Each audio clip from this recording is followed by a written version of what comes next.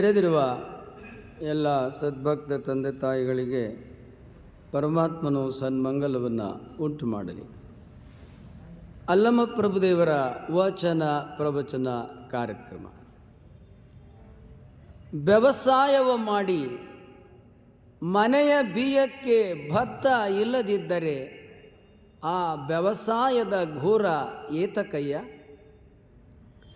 ಕ್ರಯ ವಿಕ್ರಯವ ಮಾಡಿ ಮನೆಯ ಸಂಚ ನಡೆಯದ ನಕ್ಕರ ಕ್ರಯ ವಿಕ್ರಯದ ಘೋರ ಏತಕಯ್ಯ? ಒಡೆಯನನು ಓಲೈಸಿ ತನುವಿಂಗೆ ಅಷ್ಟಭೋಗವ ಪಡೆಯದಿದ್ದರೆ ಆ ಒಡೆಯನ ಓಲಗದ ಘೋರ ಏತಕಯ್ಯ? ಭಕ್ತನಾಗಿ ಭವಂ ನಾಸ್ತಿಯಾಗದಿದ್ದರೆ ಆ ಭಕ್ತಿಯ ಘೋರ ಏತಕಯ್ಯ ಗುಹೇಶ್ವರ. ಇಲ್ಲಿ ಅಲ್ಲಮ ಪ್ರಭುದೇವರು ಈ ವಚನದಲ್ಲಿ ಭಕ್ತನಾದವನು ಪರಮಾತ್ಮನನ್ನು ಪಡೆದುಕೊಳ್ಳುವುದು, ಜನನ ಮರಣದಿಂದ ದೂರ ಆಗುವುದು ಹೇಗೆ, ಅದು ಆಗದೇ ಇದ್ದರೆ ಭಕ್ತಿಯನ್ನು ಮಾಡಿ ಪ್ರಯೋಜನವೇನು ಎನ್ನುವುದನ್ನು ತಿಳಿಸುವ ಸಲುವಾಗಿ 3 ದೃಷ್ಟಾಂತಗಳನ್ನು ಮೊದಲು ಕೊಡ್ತಾರೆ. ಆ 3 ಉಪಮೆ ದೃಷ್ಟಾಂತ ರೂಪಕಗಳು ಏನಿದ್ದಾವೆ ನಮ್ಮ ಬದುಕಿನ 3 ಕ್ಷೇತ್ರಗಳಿಗೆ ಸಂಬಂಧಿಸಿದವೆ. ಈ ಬದುಕಿನ 3 ಕ್ಷೇತ್ರಗಳನ್ನು ನೋಡಿದರೆ ಅಲ್ಲಮ ಪ್ರಭುದೇವರು ಒಬ್ಬ ಮಹಾರಾಜನಾಗಿ ರಾಜ್ಯಾಡಳಿತವನ್ನು ಸುಭಿಕ್ಷದಿಂದ ಆಳ್ವಿಕೆ ಮಾಡ್ತಾ ಇರ್ತಕ್ಕಂಥ ಸಂದರ್ಭದಲ್ಲಿ ಒಬ್ಬ ರಾಜನಿಗೆ ಒಂದು ರಾಜ್ಯವನ್ನು ಆಳ್ವಿಕೆ ಮಾಡಬೇಕಾದ್ರೆ ಯಾವ ಮಾಹಿತಿ ಮತ್ತು ಯಾವ ಆಡಳಿತ ವಿಚಕ್ಷಣ ಮತಿ ಬೇಕಿತ್ತು ಅದನ್ನು ಅವರು ಪಡೆದುಕೊಂಡಿದ್ದರು ಮತ್ತು ಆ ರೀತಿಯಲ್ಲಿ ಅವರು ಆಳ್ವಿಕೆಯನ್ನು ನಡೆಸುತ್ತಿದ್ದರು ಎನ್ನುವುದನ್ನು ಅವರ ಲೋಕಾನುಭವದ ಈ ವಚನದಿಂದ ತಿಳಿಯುತ್ತದೆ. ಅಲ್ಲಮ ಪ್ರಭುದೇವರು ಒಬ್ಬ ಮಹಾರಾಜನಾಗಿ ಮಹಾರಾಜನ ಮಗನಾಗಿ ಜನಿಸಿದವರು. ಇದುವರೆಗೆ ಕವಿ ಹರಿಹರ ಬರೆದಿರ್ತಕ್ಕಂಥ ಪ್ರಭುದೇವರ ರಗಳೆಯನ್ನು ಆಧರಿಸಿ ಕವಿ ಚಾಮರಸ ಬರೆದಿರ್ತಕ್ಕಂಥ ಪ್ರಭುಲಿಂಗ ಲೀಲೆಯನ್ನು ಆಧರಿಸಿ ಶೂನ್ಯ ಸಂಪಾದನಕಾರರು ಬರೆದಿರ್ತಕ್ಕಂಥ ಶೂನ್ಯ ಸಂಪಾದನೆಗಳನ್ನು ಆಧರಿಸಿ 20-21ನೇ ಶತಮಾನದಲ್ಲಿ ಕೆಲವು ಸಂಶೋಧಕರು ತಮಗೆ ಎಟುಕಿದ ವಿಚಾರಗಳನ್ನು ಸಂಶೋಧನಾ ಲೇಖನಗಳಲ್ಲಿ ಅವರು ಬರೆದಿದ್ದಾರೆ. ಅಂತಹ ಬರವಣಿಗೆಗಳು ಸತ್ಯಕ್ಕೆ ದೂರವಾದ ವಿಚಾರಗಳು ಎಂಬುದಾಗಿ ಅಲ್ಲಮ ಪ್ರಭುದೇವರ ಸ್ವತಃ ಆತ್ಮಚರಿತ್ರೆಯಂತಿರುವ ಅವರ ವಚನಗಳಲ್ಲಿ, ಅಲ್ಲಮ ಪ್ರಭುದೇವರ ಶಾಸನಗಳಲ್ಲಿ ನಮಗೆ ತಿಳಿಯುತ್ತದೆ. ಇಲ್ಲಿ ಅಲ್ಲಮ ಪ್ರಭುದೇವರ ಒಂದು ಶಾಸನವನ್ನು ಕೂಡ ಅವರು ಮಹಾರಾಜನಾಗಿ ಆಳ್ವಿಕೆ ಮಾಡ್ತಾ ಇದ್ದಂಥ ಒಂದು ಶಾಸನವನ್ನು ಕೂಡ ಕಲಚುರ್ಯರ ಶಾಸನ ಸಂಪುಟದಲ್ಲಿ ಒಂದು ದತ್ತಿ ಶಾಸನದಲ್ಲಿ ಇರುವ ಅವರ ಶಾಸನವನ್ನು ನಿಮ್ಮ ಮುಂದೆ ವಚನದ ಜೊತೆಗೆ ಪರಿಚಯಿಸ್ತೇನೆ.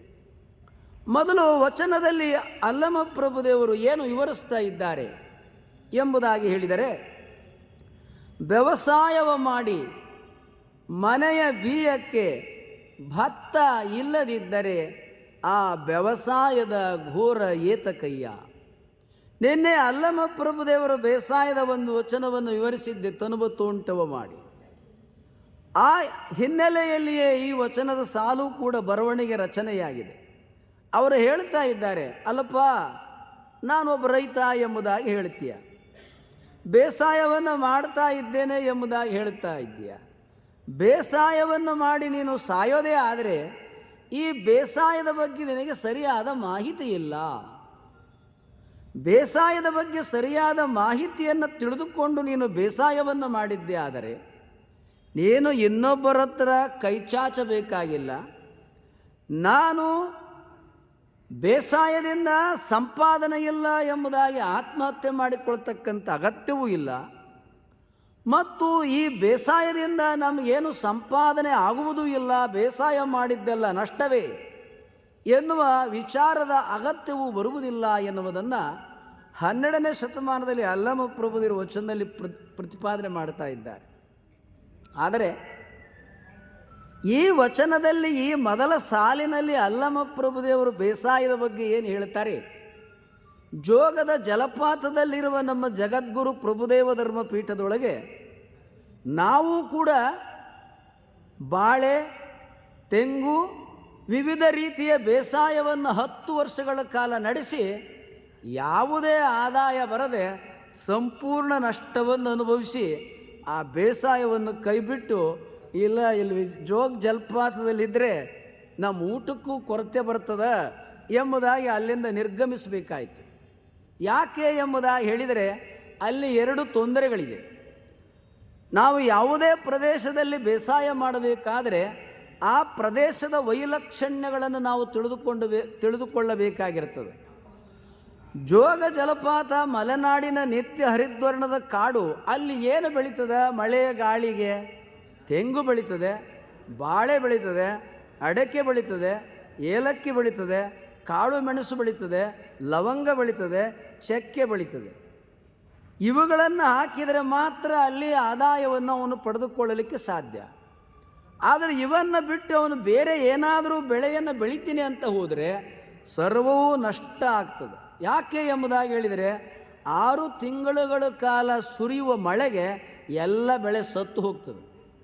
ನಾನಲ್ಲಿ ಬೇವಿನ ಮರಗಳನ್ನು ಬೆಳೆಯಬೇಕು ಎಂಬುದಾಗಿ ಅನೇಕ ಸಸಿಗಳನ್ನು ದೊಡ್ಡ ದೊಡ್ಡ ಬೆಳೆದಂಥ ಸಸಿಗಳನ್ನು ತಂದು ಬಹಳ ವರ್ಷಗಳ ಹಾಕಿದೆ. ದುಡ್ಡು ಕೊಟ್ಟು ತಂದು ಹಾಕಿದ್ರೂ ಕೂಡ ಒಂದು ಬೇವಿನ ಮರವೂ ಅಲ್ಲಿ ಬೆಳಿಲಿಲ್ಲ. ಯಾಕೆ ಎಂಬುದಾಗಿ ಹೇಳಿದರೆ ಬೇವು ಉಷ್ಣವಲಯದಲ್ಲಿ ಬೆಳೀತಕ್ಕಂಥ ಮರ. ಶೀತವಲಯದಲ್ಲಿ, ಮಳೆಗಾಲದ ಪ್ರದೇಶದಲ್ಲಿ, ಮಲೆನಾಡಿನಲ್ಲಿ ಬೇವಿನ ಮರ ಬೆಳೆಯೋದಿಲ್ಲ. ಅಂದ್ರೇನು? ಈ ಪರಿಜ್ಞಾನ ನಮಗಿಲ್ಲದೆ ನಾವು ಬೇಸಾಯವನ್ನು ಮಾಡಿದರೆ ನಾವು ನಷ್ಟ ಅನುಭವಿಸ್ತೇವೆ. ಏಲಕ್ಕಿ, ಕಾಳುಮೆಣಸು, ಲವಂಗ, ಚಕ್ಕೆ, ಮರಾಠ ಮಗ್ಗು ಇತ್ಯಾದಿ ಸಾಂಬಾರ ಪದಾರ್ಥಗಳೇನಿದ್ದಾವೆ, ಅಡಕೆ ಮತ್ತು ತೆಂಗು ಏನಿದ್ದಾವೆ, ಇವುಗಳಿಗೆ ಧಾರಣೆ ಬಹಳ ಇದೆ. ಮನುಷ್ಯ ನಷ್ಟ ಅನುಭವಿಸಬೇಕಾದದ್ದಿಲ್ಲ. ಯಾಕೆ ಎಂಬುದಾಗಿ ಹೇಳಿದರೆ ಕಾಳು ಮೆಣಸಿಗೆ ಯಾವ ರೋಗ ಬರೋದಲ್ಲ. ಲವಂಗ ಅದು ಹೂವಿನ ಮೊಗ್ಗದು, ಅದಕ್ಕೆ ಒಂದು ಗಿಡ ಮರದೊಳಗೆ ಕೋಟ್ಯಾಂತರ ಮೊಗ್ಗುಗಳು. ಆ ಹೂವಿನ ಮೊಗ್ಗುಗಳೇ ಲವಂಗ.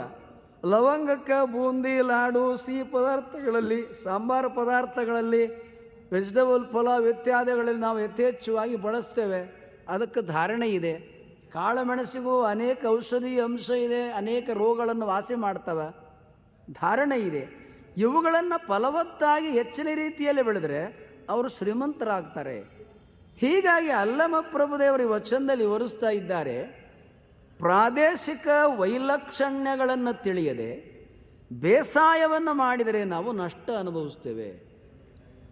ನಿನ್ನೆ ತಿಳಿಸಿದ ಹಾಗೆ ಹೊಸಕೋಟೆಯಲ್ಲಿ ಒಬ್ಬ ರೈತ, ಆಧುನಿಕ ರೈತ, 2 ಎಕರೆಯಲ್ಲಿ ಏನು ಅಲ್ಲಿ ಕಾಶ್ಮೀರ್ ಆಪಲ್, ಸಿಮ್ಲಾ ಆಪಲ್ ಅಂತ ಹೇಳ್ತೀವಿ, ಅದನ್ನು ಅವನು ಬೆಂಗಳೂರಿನ ಹೊಸಕೋಟೆಯಲ್ಲಿ ಬೆಳೆದು ಅಲ್ಲಿ ಮರದಿಂದ ಅವನು ಕೀಳಂಗೆ ಇಲ್ಲ. ಜನ ಎಲ್ಲ ಅಲ್ಲೇ ಹೋಗಿ ಕೊಂಡ್ಕೊಂಡು ಬಿಟ್ರು. ಅವನು ಮಾರಾಟಕ್ಕೆ ಹೋಗೋ ಅವಶ್ಯಕತೆಯೇ ಇಲ್ಲ. ಯಾಕೆ? ಒಳ್ಳೆಯ ತಳಿ, ಸಿಹಿ ಇದೆ, ಅಲ್ಲಿ ಕಲುಷಿತ ಇಲ್ಲ, ಬೇರೆ ರೀತಿಯಲ್ಲಿ ಏನೇನೋ ಆಗ್ತಾರೆ ಅನ್ನೋದು ಏನೂ ಇಲ್ಲ, ತಾಜಾ ಅಲ್ಲಿ ಸಿಗ್ತದೆ. ಅವನು ಆ ಫಸಲು ಬರ್ತಿದ್ದಂಗೆ ಮಾರಾಟ ಆಗೋಯ್ತು. 2 ಎಕರೆಗೆ 20 ಲಕ್ಷವನ್ನು ಸೇಬುವಿನಿಂದ 3ನೇ ವರ್ಷದಲ್ಲಿಯೇ ಫಲವನ್ನು ಪಡೆದ. ಇನ್ನು 4-5 ವರ್ಷಕ್ಕೆ ಇಳುವರಿ ಇನ್ನೂ ಹೆಚ್ಚಾಗ್ತದೆ, ನಾನು ಇನ್ನೂ ಹೆಚ್ಚು ಬೆಳೆಯನ್ನು ಬೆಳಿತೀನಿ ಅಂತಾನೆ. ಅಂದ್ರೇನು? ನಾವೆಲ್ಲ ಏನು ತಿಳ್ಕೊಂಡಿದ್ವು? ಸೇಬು ಏನಿದೆ ಕಾಶ್ಮೀರದಲ್ಲಿ, ಸಿಮ್ಲಾದಲ್ಲಿ ಅಷ್ಟೇ ಬೆಳೀತದೆ, ನಮ್ಮ ಪ್ರದೇಶದಲ್ಲಿ ಬೆಳೆದಿಲ್ಲ ಅಂತ ಅಂದ್ಕೊಂಡಿದ್ವು. ಆದರೆ ವಿಜಯಪುರದಲ್ಲಿ ಸೇಬು ಬೆಳೆದಿದ್ದಾರೆ, ಚಿತ್ರದುರ್ಗದಲ್ಲಿ ಸೇಬು ಬೆಳೆದಿದ್ದಾರೆ. ಅದು ಎಲ್ಲ ಪ್ರದೇಶದಲ್ಲಿ ಬಹುಶಃ ಇದುವರೆಗೆ ಬೆಳೆದಿರೋದೆಲ್ಲ ಉಷ್ಣವಲಯದ ಪ್ರದೇಶದಲ್ಲಿ, ಶೀತವಲಯ ಪ್ರದೇಶದಲ್ಲಿ ಯಾರೂ ಬೆಳೆದಿಲ್ಲ. ಉಷ್ಣವಲಯದ ಪ್ರದೇಶದಲ್ಲಿ ಕಡಿಮೆ ನೀರಿದ್ದಲ್ಲಿಯೂ ಕೂಡ ಸಿಹಿಯಾದ ಸೇಬು ಫಲವನ್ನು ಬೆಳೆದಿದ್ದಾರೆ. ಈ ಸೇಬು ಯಾಕೆ ಸಿಹಿ ಆಗ್ತದೆ ಎಂಬುದಾಗಿ ಹೇಳಿದರೆ, ಎಲ್ಲಿ ಹೆಚ್ಚು ಬಿಸಿಲಿರ್ತದೆ ಅಲ್ಲಿ ಹಣ್ಣು ಸಿಹಿ ಬರ್ತದೆ. ಯಾಕೆ ಎಂಬುದಾಗಿ ಹೇಳಿದರೆ, ಬಿಸಿಲಿನಲ್ಲಿ ನಮಗೆ ರಂಜಕ, ಫಾಸ್ಫರಸ್ ಸಿಗುತ್ತೆ. ಅದೇ ಅತಿ ಮಳೆಯಾದರೆ ಎಳನೀರು, ಮಳೆಗಾಲದಲ್ಲಿ ನೀವು ಎಳನೀರನ್ನು ಕುಡಿದ್ರೆ ಅದು ಸಿಹಿ ಇರೋದಲ್ಲ. ಯಾಕೆ? ನೀರಿನ ಅಂಶ, ಶೀತದ ಅಂಶ ಹೆಚ್ಚಿರ್ತದೆ. ಅದೇ ಬೇಸಿಗೆ ಕಾಲದಲ್ಲಿ ಎಳನೀರನ್ನು ಕುಡಿದ್ರೆ ಅದು ಸಿಹಿ ಇರ್ತದೆ. ಹೀಗೆ ಪ್ರಾದೇಶಿಕ ವೈಲಕ್ಷಣ್ಯಗಳನ್ನು ತಿಳಿದುಕೊಂಡು ನಾವು ಫಸಲನ್ನು ಬೆಳೆದಂಥ ಕಾಲದೊಳಗೆ ನಾವು ಶ್ರೀಮಂತರಾಗಬಹುದು, ನಾವು ಬೇಸಾಯವನ್ನು ಮಾಡಿ ನಷ್ಟ ಅನುಭವಿಸಬೇಕಾಗಿಲ್ಲ. ಸಂಸಾರವನ್ನು ಸಾಕಲಿಕ್ಕೆ ಕಷ್ಟ ಎಂಬುದಾಗಿ ನಾವು ಕಣ್ಣೀರು ಹಾಕುವ ಅಗತ್ಯವಿಲ್ಲ. ವ್ಯವಸಾಯವ ಮಾಡಿ ಮನೆಯ ಕೆಲಪ. ಅನೇಕರು ನಮಗೆ ಫೋನ್ ಮಾಡ್ತಾರೆ, ನಮ್ಗೆ 50 ಎಕರೆ ಜಮೀನಿದೆ ರೋಣದೊಳಗೆ, ಗದಗದೊಳಗೆ, ಬಳ್ಳಾರಿ ಹತ್ರ, ರಾಯಚೂರೊಳಗೆ. ಸ್ವಾಮೀಜಿ 50 ಎಕರೆ ಇದ್ದರೂ ನಮಗೇನು, ನಮ್ಗೆ ಮಕ್ಳಿಗೆ ಊಟಕ್ಕೆ ನಮ್ಗೆ ಭಾಳ ಕಷ್ಟ ಸ್ವಾಮೀಜಿ, ಕೂಲಿನೇ ಸಿಗೋದಲ್ಲ ಅಂತ ಫೋನ್ ಮಾಡ್ತಾರೆ. ನಮಗೆ ಧ್ಯಾನ ಕಲಿಸಿ ನಮಗೆ ಅನೇಕ ರೋಗಗಳನ್ನು ವಾಸಿ ಮಾಡಿ ಧ್ಯಾನದಿಂದ. ಅಲ್ಲಯ್ಯ ನಿನಗೆ ದೂರವಾಣಿಲ್ಲ, ಧ್ಯಾನ ಕಲಿಸಿ ನಿನ್ನ ರೋಗ ವಾಸಿ ಮಾಡೋಕ್ಕಾಗ್ತದನಯ್ಯ? ಅವು ಪ್ರತ್ಯಕ್ಷ ಬರಬೇಕು. ಅದು ಧ್ಯಾನ ಬಹಳ ದೀರ್ಘಕಾಲದ್ದಿರ್ತದೆ, ತಿಳ್ಕೊಂಡ್ರೆ ಗುಣ ಆಗ್ತದೆ. ಅಲ್ಲಿ ಅದೇ ರಾಯಚೂರಿನಲ್ಲಿ ನಾನು ಉದಾಹರಣೆ ಕೊಟ್ಟಿದ್ದೇನೆ. ಕವಿತಾ ಮಿಶ್ರಾ 1,000 ಶ್ರೀಗಂಧದ ಮರವನ್ನು ತನ್ನ ಜಮೀನಿನಲ್ಲಿ ಬೆಳೆದಿದ್ದಾರೆ 30 ಎಕರೆ ಒಳಗೆ. ಮತ್ತು ಶ್ರೀಗಂಧ ಅಷ್ಟೇ ಅಲ್ಲ, ಇನ್ನೂ ಅನೇಕ ಹಣ್ಣಿನ ಮರಗಳನ್ನು ಅವರು ಬೆಳೆದಿದ್ದಾರೆ. 50 ರೀತಿಯ ಫಸಲನ್ನು ಅವರು ಬೆಳೆದಿದ್ದಾರೆ. ಅವರು ಮಾತಾಡ್ತಾರೆ, ರೈತರು ಸರ್ಕಾರಕ್ಕೆ ಕೈ ಒಡ್ಡಬೇಕಾಗಿಲ್ಲ, ನಾವು ಸರ್ಕಾರಕ್ಕೆ ಸಾಲ ಕೊಡ್ತೀವಿ ಅಂತ ಒಬ್ಬ ಹೆಣ್ಣುಮಗಳು ಮಾತಾಡ್ತಾರೆ, ಕವಿತಾ ಮಿಶ್ರಾ. ಅಂದ್ರೇನು? ಸ್ವಾಮೀಜಿ ಶ್ರೀಗಂಧ ಮರನ್ನು ಕಡ್ಕೊಂಡು ಹೋಗಲ್ವಾ? ಬೆಂಗಳೂರಿನಲ್ಲಿ state director general of police Nrupatunga ರೋಡಲ್ಲಿ ಅವ್ರ ಮನೇಲಿ ಬೆಳೆದಿದ್ದು ಶ್ರೀಗಂಧದ ಮರವನ್ನೇ ಕಡ್ಕೊಂಡು ಹೋಗ್ಬಿಟ್ರು. ರಾಜ್ಯದ ಮುಖ್ಯಸ್ಥ ಅವ್ರ ಮನೆಯಲ್ಲಿ ಕಾಂಪೌಂಡ್ನಲ್ಲಿ ಇದ್ದದ್ದನ್ನೇ 24 hours ಸೆಕ್ಯೂರಿಟಿ ಇರುತ್ತೆ. ಅದೇನು ಕಡ್ಕೊಂಡು ಹೋದ್ರೆ ಗೊತ್ತಿಲ್ಲ. ಆದರೆ ಕವಿತಾ ಮಿಶ್ರಾ ಹೇಳ್ತಾರೆ, ಇವತ್ತು ಚಿಪ್ ಬಂದಿದೆ, ಪ್ರತಿಯೊಂದು ಮರಕ್ಕೂ ನಾವು ಚಿಪ್ಪನ್ನು ಅಳವಡಿಸ್ಬಿಡ್ತೇವೆ. ಅದನ್ನು ಯಾರೂ ಕಟಾವು ಮಾಡೋಕ್ಕೆ ಸಾಧ್ಯ ಇಲ್ಲ, ನಮ್ಮ ಪ್ರದೇಶಕ್ಕೆ ಯಾರೂ ಒಳಗೆ ಪ್ರವೇಶ ಇಡೋಕ್ಕೆ ಸಾಧ್ಯ ಇಲ್ಲ. ಅದು ಒಳಗೆ ಬರ್ತಿದ್ದಂಗೆ ಅವ್ರನ್ನೆಲ್ಲ ಫೋಟೋ ತಕ್ಕೋತದೆ, ವಿಡಿಯೋ ತಕ್ಕತ್ತದೆ, ಅವ್ರು ಏನೇನು ನಡವಳಿಕೆ ಎಲ್ಲವನ್ನು ಅದು ತೊಗೊಳ್ತದೆ. ಅಷ್ಟೇ ಅಲ್ಲ, ನಮಗೆ ಸಿಗ್ನಲ್ ಕೊಡ್ತದೆ. ಹೀಗೆ ಯಾರೋ ಆಗಂತಕರು ಬಂದಿದ್ದಾರೆ ಅಂದೇಳಿ ನಮಗೆ ಮೆಸೇಜ್ ಮಾಡ್ತದೆ. ಕೂಡಲೇ ನಾವು ಅಲರ್ಟ್ ಆಗಿ ಅವ್ರನ್ನ ಅರೆಸ್ಟ್ ಮಾಡ್ತೇವೆ. ಅಂದ್ರೇನು? ಒಬ್ಬ ರೈತರು ಇಷ್ಟರ ಮಟ್ಟಿಗೆ ಅಡ್ವಾನ್ಸ್ಡ್ ಆದಂಥ ಸಂದರ್ಭದೊಳಗೆ ಲೋಕದೊಳಗೆ ಕಳ್ಳತನ ಇರೋದೇ ಇಲ್ಲ. ನಾವು ಸಿಕ್ಕಿ ಬಿಡ್ತೀವಿ, ನಮಗೆ ಜೀವನ ಪರ್ಯಂತ ಸೆರೆ ವಾಸ ಆಗ್ತದೆ ಅಂತ ಅಂದಾಗ ಯಾರು ಕಾರಾಗೃಹಕ್ಕೆ ಹೋಗಿ ಇಷ್ಟಪಡ್ತಾರೆ? ಅವರೆಲ್ಲ ಮನಃಪರಿವರ್ತನೆಯಾಗಿ ಅವರು ಕೂಡ ನಾನು ಒಳ್ಳೆಯವನಾಗಬೇಕು, ಒಳ್ಳೆಯ ಜೀವನವನ್ನು ನಡೆಸಬೇಕು ಅನ್ನತಕ್ಕಂಥ ಬುದ್ಧಿ ಬರ್ತದೆ. ಯಾಕೆ? ಒಬ್ಬ ಹೆಣ್ಣು ಮಗಳು ಕವಿತಾ ಮಿಶ್ರಾ ಕೋಟಿ ಗಳಿಸೋದಾದ್ರೆ ನಮಗೆ ಗಂಡಸರು ನಮ್ಮ ಕೈಲಿ ಹಾಕಾಗಲ್ಲ. ಈ ಅರಿವು, ಈ ತಿಳುವಳಿಕೆ ನಮಗೆ ಬಂದಂಥ ಕಾಲದೊಳಗೆ ನಾವು ಬಡತನ ನಮಗೆ ಬರೋದಿಲ್ಲ. 12ನೇ ಶತಮಾನದಲ್ಲಿ ಅಲ್ಲಮ ಪ್ರಭುದೇವರು ಹೇಳ್ತಾ ಇದ್ದಾರೆ, ವ್ಯವಸಾಯವ ಮಾಡಿ ಮನೆಯ ಬೀಯಕ್ಕೆ ಭತ್ತ ಇಲ್ಲದಿದ್ದರೆ ಆ ವ್ಯವಸಾಯದ ಘೋರ ವೇತಕಯ್ಯ. ಅಲ್ಲಯ್ಯ, ನೀನು ಭತ್ತದ ತಳಿ ಬೆಳಿತೀಯ, ಬರೀ ಭತ್ತ ಒಂದೇ ಬೆಳ್ಕೊಂಡು ಕೂತ್ರೆ ಆಗ್ತತನೆಯ? ಮಿಶ್ರ ಬೆಳೆ ಬೇಸಾಯವನ್ನು ಮಾಡಬೇಕು. ಅನೇಕ ರೀತಿಯ ಫಸಲನ್ನು ನಿನ್ನ ಜಮೀನಿನಲ್ಲಿ ಬೆಳಿಬೇಕು. ನೀನು ಭತ್ತ ಬೆಳೆದ್ರೆ ನೀನು ಊಟಕ್ಕಾಗ್ತದೆ. ನಿನಗೆ ಸಂಪತ್ತಿಗೆ ಐಶ್ವರ್ಯ ಬೇಕಾದರೆ ಇನ್ನೂ ಅನೇಕ ರೀತಿಯ ಫಸಲನ್ನು ಬೆಳೆಯಬೇಕು ಎನ್ನುವುದನ್ನು 12ನೇ ಶತಮಾನದಲ್ಲಿ ಅಲ್ಲಮ ಪ್ರಭುದರು ಹೇಳ್ತಾರೆ. ವ್ಯವಸಾಯದಲ್ಲಿ ನೀನು ಪರಿಣತಿಯನ್ನು ಪಡೆಯಬೇಕು. ಇಂಥ ಆಡಳಿತದ ವಿಚಕ್ಷಣ ಮತ್ತು ಒಬ್ಬ ರಾಜನಾಗಿ ತನ್ನ ಪ್ರಜೆಗಳಿಗೆ ಅಲ್ಲಮ ಪ್ರಭುದೇವರು ಎಜುಕೇಟ್ ಮಾಡ್ತಾಯಿದ್ರು 12ನೇ ಶತಮಾನದಲ್ಲಿಯೇ. ಯಾಕೆ ಎಂಬುದಾಗಿ ಹೇಳಿದರೆ, ಆವಾಗ ರಾಜರಿಗೆ ಸುಂಕ ಎಲ್ಲಿಂದ ಬರ್ತದೆ? ರಾಜ್ಯಕ್ಕೆ ಆದಾಯ ಒಂದು ವ್ಯಾಪಾರದಿಂದ, ಇನ್ನೊಂದು ರೈತರಿಂದ. ರೈತ ಬೆಳೆದು ಶ್ರೀಮಂತನಾಗದೆ ಹೋದರೆ ರಾಜನಿಗೆ ಎಲ್ಲಿಂದ ಸುಂಕ ತೆರಿಗೆ ಕೊಡ್ತಾನೆ? ರಾಜನಿಗೆ ರೈತರು ಸುಂಕ ತೆರಿಗೆ ಕೊಡದೆ ಹೋದರೆ ರಾಜನ ಬೊಕ್ಕಸದಲ್ಲಿ ದುಡ್ಡೆಲ್ಲಿರ್ತದೆ? ಆದ ಕಾರಣ ರಾಜರೇನು ಮಾಡ್ತಾರೆ, ನನ್ನ ದೇಶದ ರೈತರು ಶ್ರೀಮಂತರಾಗಬೇಕು, ಅವರು ಶ್ರೀಮಂತರಾಗುವ ದಾರಿಯನ್ನು ಒಬ್ಬ ರಾಜನಾಗಿ ನಾನು ತೋರಿಸ್ಬೇಕು ಅನ್ನುವುದನ್ನು ಅಲ್ಲಮ ಪ್ರಭುದೇವರು ಒಬ್ಬ ಮಹಾರಾಜನಾಗಿ, ಯುವರಾಜನಾಗಿ ಆ ರೀತಿ ಆಳ್ವಿಕೆಯನ್ನು ಮಾಡ್ತಾಯಿದ್ರು. ನಂತರ ಮುಂದುವರೆದು ಇನ್ನೊಂದು ದೃಷ್ಟಾಂತದಲ್ಲಿ ಹೇಳ್ತಾರೆ, ಕ್ರಯ ವಿಕ್ರಯವ ಮಾಡಿ ಮನೆಯ ಸಂಚ ನಡೆಯದನ್ನಕ್ಕರ ಕ್ರಯ ವಿಕ್ರಯದ ಘೋರ ವೇತಕಯ್ಯ.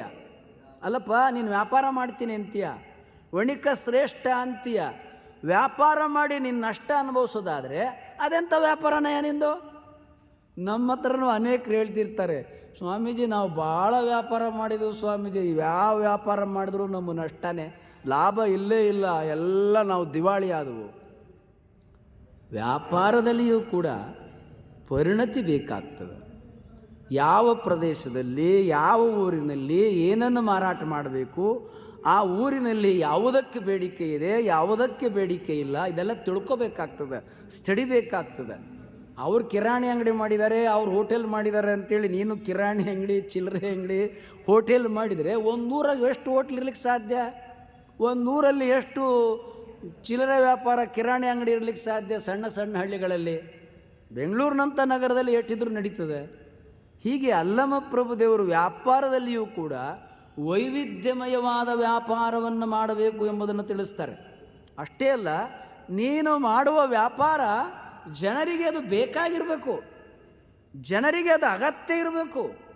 ಯಾವುದು ಜನರಿಗೆ ಅಗತ್ಯ ಇರ್ತದೆ ಅದನ್ನು ನೀನು ನಿನ್ನ ಅಂಗಡಿಯಲ್ಲಿ ಮಾರಾಟಕ್ಕಿಟ್ಟರೆ ಎಲ್ಲೂ ತಗೋತಾರೆ. ಜನರಿಗೆ ಬೇಡಿಕೆ ಇಲ್ಲದ ವಸ್ತುವನ್ನು ನಿನ್ನ ಅಂಗಡಿಯಲ್ಲಿಟ್ಟರೆ ನಿನ್ನ ಅಂಗಡಿಗೆ ಯಾರೂ ಬರಲ್ಲ. ನಿನ್ನ ಅಂಗಡಿಗೆ ಯಾರಾದರೂ ಬರಬೇಕಾದ್ರೆ, ಕೊಳ್ಳಕ್ಕೆ ಬರಬೇಕಾದ್ರೆ, ನಿನಗೆ ಲಾಭ ಸಿಗಬೇಕಾದ್ರೆ ಎಲ್ಲ ಜನರಿಗೆ ಬೇಕಾದ ವಸ್ತುವನ್ನು ನಿನ್ನ ಅಂಗಡಿಯಲ್ಲಿ ಇಡಬೇಕು. ಆಗ ಮಾತ್ರ ನೀನು ಶ್ರೀಮಂತನಾಗಲಿಕ್ಕೆ ಸಾಧ್ಯ. ಹೀಗೆ ಅಲ್ಲಮ ಪ್ರಭುದೇವರು ಈ ವಚನದಲ್ಲಿ ಏನನ್ನು ವಿವರಿಸ್ತಾ ಇದ್ದಾರೆ ಎಂಬುದಾಗಿ ಹೇಳಿದರೆ, ಬೇಸಾಯ ಮಾಡಿದರೂ ಕೂಡ ಅದಕ್ಕೆ ಬೇಕಾದಂಥ ನಾಲೆಡ್ಜನ್ನು, ಪರಿಣತಿಯನ್ನು, ವಿವೇಕವನ್ನು, ಅರಿವನ್ನು ನೀನು ಪಡೆದುಕೊಳ್ಳಬೇಕು. ವ್ಯಾಪಾರ ಮಾಡಬೇಕಾದರೂ ಕೂಡ ಏನನ್ನು ವ್ಯಾಪಾರ ಮಾಡಬೇಕು, ಯಾವ ಊರಿನಲ್ಲಿ ಯಾವ ವ್ಯಾಪಾರಕ್ಕೆ ಬೇಡಿಕೆ ಇದೆ ಎನ್ನುವುದನ್ನು ನೀನು ತಿಳಿದಿರಬೇಕು. ಹೀಗೆ ವಾಣಿಜ್ಯ ಮತ್ತು ಬೇಸಾಯ ಇದಕ್ಕೆ ಬೇಕಾದಂಥ ಪರಿಣತಿಯನ್ನು ಒಬ್ಬ ರಾಜನಾಗಿ ತನ್ನ ಮಂತ್ರಿಗಳ ಮೂಲಕ, ತನ್ನ ಯಾರು ಆಳ್ವಿಕೆಯಲ್ಲಿ ಇರ್ತಕ್ಕಂಥ ಆಡಳಿತ ವರ್ಗದವರ ಮೂಲಕ ಪ್ರಜೆಗಳಿಗೆ, ವ್ಯಾಪಾರಿಗಳಿಗೆ, ರೈತರಿಗೆ ಅಲ್ಲಮ ಪ್ರಭುದೇವರು ಕೊಡಿಸ್ತಾ ಇದ್ದರು. ಮುಂದಿನ ಸಾಲಿನಲ್ಲಿ ಹೇಳುತ್ತಾರೆ, ಒಡೆಯನನ್ನು ಓಲೈಸಿ ತನುವಿಂಗೆ ಅಷ್ಟಭೋಗವ ಪಡೆಯದಿದ್ದರೆ ಆ ಒಡೆಯನ ಓಲಗದ ಘೋರವೇತ ಕಯ್ಯ. ಒಡೆಯ ಅಂದರೆ ಯಾರು? ಭೂಮಾಲಕರಿರ್ಬೋದು, ಶ್ರೀಮಂತರಿರ್ಬೋದು, ಆಳ್ವಿಕೆ ಮಾಡ್ತಕ್ಕಂಥ ಪಾಳೆಗಾರ ಇರ್ಬೋದು, ಊರಿನ ಮುಖಂಡ ಇರ್ಬೋದು, ಮಹಾರಾಜ ಇರ್ಬೋದು. ಅವನು ಹಿಂದೆ ರಾಜ ಮಹಾರಾಜರು ಅನೇಕ ಕಲಾವಿದರಿಗೆ ಆಶ್ರಯ ನೀಡ್ತಾ ಇದ್ದರು. ಎಲ್ಲ ಕಲಾವಿದರು ರಾಜರಾಶ್ರಯವನ್ನು ಪಡೆದುಕೊಂಡು ತಮ್ಮ ಜೀವನವನ್ನು ಸಾಗಿಸ್ತಾ ಇದ್ದರು. ಸಂಗೀತ ಇರ್ಬೋದು, ಗಾಯನ ಇರ್ಬೋದು, ವಾದ್ಯ ಇರ್ಬೋದು, ಕಲೆಗಳಿರ್ಬೋದು, ಪೇಂಟಿಂಗ್ ಇರ್ಬೋದು, ಚಿತ್ರಕಲೆ ಇರ್ಬೋದು, ಹೀಗೆ ಇನ್ನೂ ಅನೇಕ ಕಲೆಗಳನ್ನು ಬಲ್ಲವರು ರಾಜರಲ್ಲಿ ಆಶ್ರಯ ಪಡ್ಕೊಂಡು ರಾಜ ಅವ್ರನ್ನೆಲ್ಲ ಸಾಕ್ತಿದ್ದ. ಅವರ ಪ್ರತಿಭೆಯ ಮೂಲಕ ಅವರನ್ನು ಸಾಕಿ ಅವರ ಮೂಲಕ ಯಾರಿಗೆ ಪ್ರಜೆಗಳಿಗೆ ಅಭಿರುಚಿ ಇದೆ ಅವರಿಗೆ ವಿದ್ಯೆಯನ್ನು ರಾಜಾಶ್ರಯದ ಮೂಲಕ ರಾಜ ಕೊಡ್ತಾ ಇದ್ದ. ಅಂಥ ಕಲಾವಿದರಿಗೆ ಅಲ್ಲಮ ಪ್ರಭುದೇವರು ವಚನದಲ್ಲಿ ಹೇಳ್ತಾರೆ, ಒಡೆಯನನ್ನು ಓಲೈಸಿ ತನುವಿಂಗೆ ಅಷ್ಟಭೋಗವ ಪಡೆಯದಿದ್ದರೆ ನೀನು ಯಾವ ರಾಜನಲ್ಲಿ, ಯಾವ ಶ್ರೀಮಂತನಲ್ಲಿ, ಯಾವ ವಣಿಕನಲ್ಲಿ, ಯಾವ ಪಾಳೆಗಾರನಲ್ಲಿ ಸೇವೆ ಮಾಡಿಕೊಂಡಿರ್ತೀಯ, ಆ ಒಡೆಯ ನಿನ್ನ ಬದುಕಿಗೆ ಬೇಕಾದಷ್ಟು ಸಂಪತ್ತನ್ನು ಕೊಡದೆ ಹೋದರೆ ಅವನಲ್ಲಿ ಸೇವೆ ಮಾಡುವ ಅಗತ್ಯ ಆದರೆ ಏನದ? ಮಾಡಬೇಡ, ಬಿಟ್ಬಿಡು. ಯಾಕೆ? ನೀನು ಬರೀ ಅದೊಂದನ್ನೇ ಅವಲಂಬಿಸ್ಕೊಂಡಿದ್ಯಾ. ನಿನ್ನ ವಿದ್ಯೆಯನ್ನು ಕೇವಲ ರಾಜನಿಗೆ ಸೀಮಿತಗೊಳಿಸಿಕೊಳ್ಳಬೇಡ. ನಿನ್ನ ವಿದ್ಯೆಯನ್ನು ಪ್ರಜೆಗಳಲ್ಲಿಗೆ ಹೋಗು, ಪ್ರಜೆಗಳಿಗೂ ಕೊಡು. ಕೇವಲ ಆಸ್ಥಾನದಲ್ಲಿ ಕುಳಿತುಕೊಂಡು ರಾಜ ಕೊಟ್ಬಿಡ್ತಾನೆ, ನಾನು ಊಟ ಮಾಡ್ಕೊಂಡು ಸುಖವಾಗಿರ್ತೀನಿ, ಬಾಳ್ವೆ ಮಾಡಬೇಡ. ನೀನು ವಾದ್ಯವನ್ನು ಕಲ್ತಿದ್ರೆ, ಹಾಡೋದನ್ನು ಕಲ್ತಿದ್ರೆ, ಚಿತ್ರಕಲೆಯನ್ನು ಕಲ್ತಿದ್ರೆ, ಮತ್ತೊಂದನ್ನು ಕಲ್ತಿದ್ರೆ ನಿನ್ನ ಪ್ರತಿಭೆಯನ್ನು ರಾಜ್ಯದಲ್ಲಿ, ಊರಿನಲ್ಲಿ, ಗ್ರಾಮದಲ್ಲಿ ಇರ್ತಕ್ಕಂಥ ಎಲ್ಲರಿಗೆ ಆ ವಿದ್ಯೆಯನ್ನು ಕೊಡು. ಅವ್ರ ತಂದೆ ತಾಯಿಗಳು ನಿನ್ನ ಬದುಕಿಗೆ ಬೇಕಾದಂಥ ಸಂಪತ್ತನ್ನು ಕೊಡ್ತಾರೆ. ಅನೇಕ ಮೂಲದಿಂದ ಆದಾಯ ಬರ್ತದೆ. ಇಲ್ಲಿ ಅಲ್ಲಮ ಪ್ರಭುದೇವರು ಮುಖ್ಯವಾಗಿ ಹೇಳ್ತಾ ಇದ್ದಾರೆ, ಒಂದೇ ಆದಾಯವನ್ನು ನಚ್ಚಿಕೊಳ್ಳಬೇಡಿ ಅಂತ ಹೇಳ್ತಾರೆ. ಹಲವು ಆದಾಯಗಳನ್ನು, ಹಲವು ಆದಾಯದ ಮೂಲಗಳನ್ನು ನೀವು ಗಳಿಸಬೇಕು, ಪಡೆಯಬೇಕು ಅಂತಾರೆ. ನಾವು ಒಂದೇ ಆದಾಯವನ್ನು ನಚ್ಚಿಕೊಂಡ್ರೆ ನಾವು ಜೀವನದಲ್ಲಿ ಬದುಕಕ್ಕಾಗಲ್ಲ. ಈಗ ಅದನ್ನು ಸಾಫ್ಟ್ವೇರ್ ಮೂಲಕ ಹೇಳಕ್ಕೆ ಶುರು ಮಾಡಿದ್ದಾರೆ. ಅನೇಕರು ದೊಡ್ಡ ದೊಡ್ಡ ಕಂಪ್ನಿಗಳಲ್ಲಿ ಇನ್ಫೋಸಿಸ್ ಇರ್ಬೋದು, ಜಿಮ್ ಪ್ರೇಮ್ಜಿ ಅವ್ರದ್ದು ಇರ್ಬೋದು, ಎಲ್ಲೆಲ್ಲೋ ಕೆಲಸ ಮಾಡಿದರು. ಅವರೆಲ್ಲ ರಾಜೀನಾಮೆ ಕೊಟ್ಟು ಸ್ವತಂತ್ರವಾಗಿ ಮಾಡ್ತಾ ಇದ್ದಾರೆ. ಸ್ವತಂತ್ರವಾಗಿ ಅವರು 5-6 ಕ್ಷೇತ್ರದಲ್ಲಿ ಪರಿಣತಿಯನ್ನು ಪಡ್ಕೊಂಡಿದ್ದಾರೆ. ನೀನು 80,000 1 ಲಕ್ಷ ಕೆಲಸ ಮಾಡಿದ್ರೆ ಅವರು ಬೆಳಿಗ್ಗೆ 9 ಗಂಟೆಯಿಂದ ರಾತ್ರಿ 6 ಗಂಟೆವರೆಗೂ ದುಡಿಸ್ಕೋತಾರೆ. ಇಲ್ಲ ನಿನ್ನ ಮನೇಲಿ ಕೆಲಸ ಮಾಡಿದರೆ ಅವರಿಷ್ಟು ಅಂತ ನಿನಗೆ ಕೊಡ್ತಾರೆ, ಅದನ್ನು ನನಗೆ ಮಾಡಿ ತೋರಿಸು ಅಂತಾರೆ. ನಿನಗೆ ಇಷ್ಟು 1 ಲಕ್ಷ 1.5 ಲಕ್ಷ 2 ಲಕ್ಷ ಸಂಬಳ ಕೊಡಬೇಕಾದ್ರೆ ನಾ ಏನು ನಿನಗೆ ಒಂದು ಟಾರ್ಗೆಟ್ ಕೊಟ್ಟಿದ್ದೀನಿ, ಅದನ್ನು ನೀನು ಮುಗಿಸೋದೇ ನಿನಗೆ ಪೇಮೆಂಟ್ ಇಲ್ಲದಿದ್ರಿಲ್ಲ ಅಂತಾರೆ. ಮತ್ತು ಯಾವತ್ತು ಬೇಕಾದ್ರೂ ಅವ್ರು ತೆಗೆದಾಕಿ ಬಿಡ್ತಾರೆ.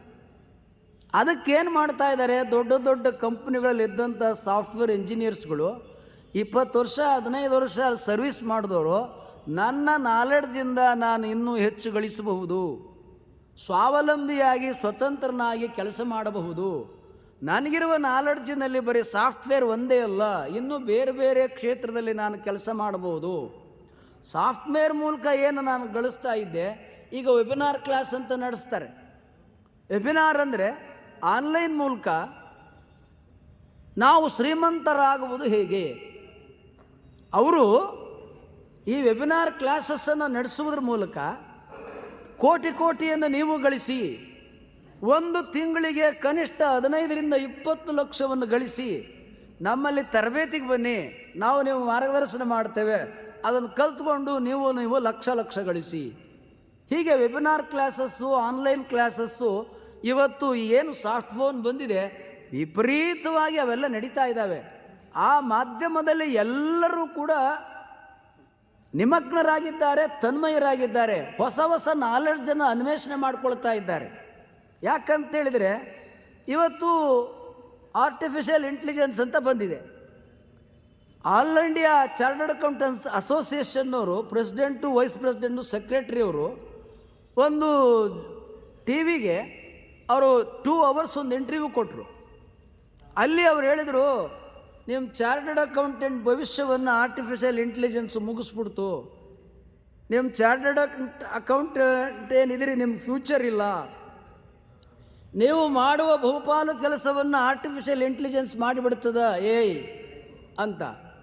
ಅವರು ಅದನ್ನು ಗಂಭೀರವಾಗಿ ತೆಗೆದುಕೊಂಡು ಅವ್ರು ಕೇಳೋ ಪ್ರಶ್ನೆಗೆ ಉತ್ತರ ಕೊಟ್ಟರು. ಹೌದು, ನಾವು ಅಪ್ ಟು ಡೇಟ್ ಆಗದೆ ಹೋದರೆ, ನಾವು ಚಾರ್ಟರ್ಡ್ ಅಕೌಂಟೆಂಟ್ ಆಗಿಬಿಟ್ಟಿದ್ದೀವಿ, ನನಗೆ ಸಂಬಳ ಬರ್ತದೆ ಅಂತೇಳಿದರೆ, ನಾವೇನು ಒಂದು ಬ್ಯಾಂಕ್ದು ಅಥವಾ ಒಂದು ಕಂಪ್ನಿದು ಒಂದು ವ್ಯಾಪಾರದ್ದು ಮತ್ತೊಂದು ಮಾಡೋ ಕೆಲಸವನ್ನು ಬರೀ ಆರ್ಟಿಫಿಷಿಯಲ್ ಇಂಟೆಲಿಜೆನ್ಸ್ ಮಾಡಿಕೊಟ್ಬಿಡ್ತದೆ.